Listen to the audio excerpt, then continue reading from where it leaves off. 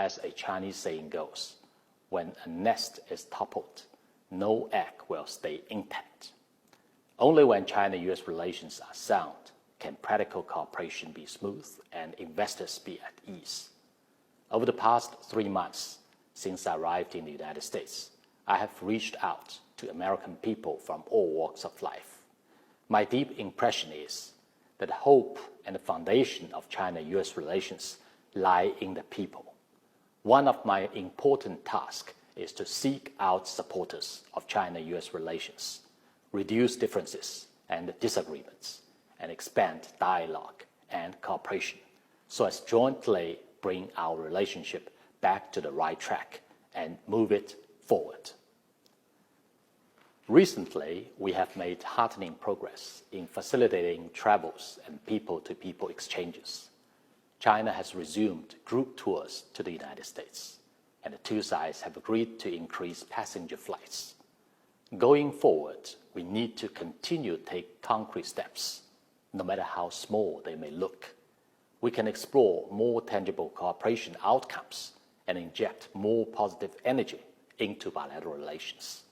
For instance, by adjusting the China Travel Advisory, renewing the agreement on cooperation in science and technology, holding the Tourism Leadership Summit, and facilitating visa application and border entry for each other's citizens.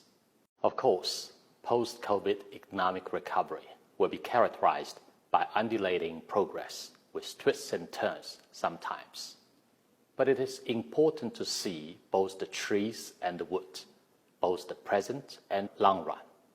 China has the most complete industrial system, a market with the most dynamic domestic demand, and a rich pool of high-caliber workforce and entrepreneurs.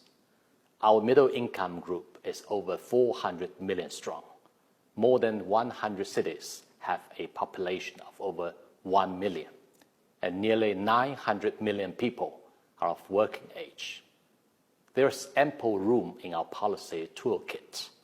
The fundamentals sustaining China's long-term growth remain unchanged.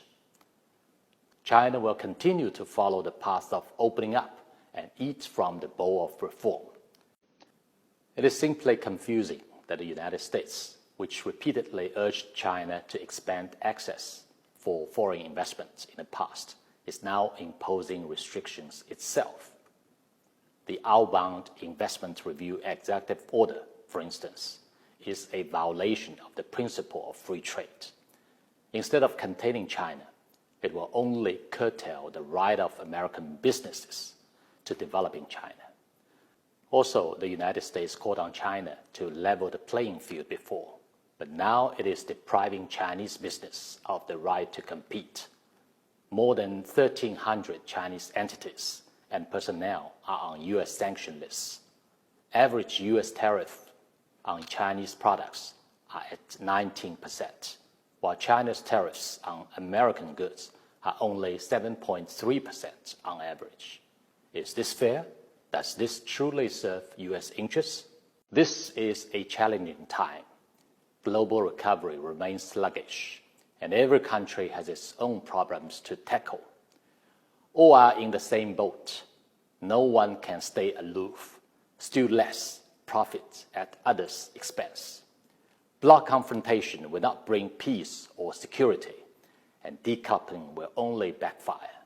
Only by pulling together can we tide over the difficulties. China and the United States are the world's two largest economies and P5 members. Any conflict or confrontation between us would produce no winner, but only spell disaster for the world. The only right choice for us is to combat global challenges together and provide more peace and development dividends to the world.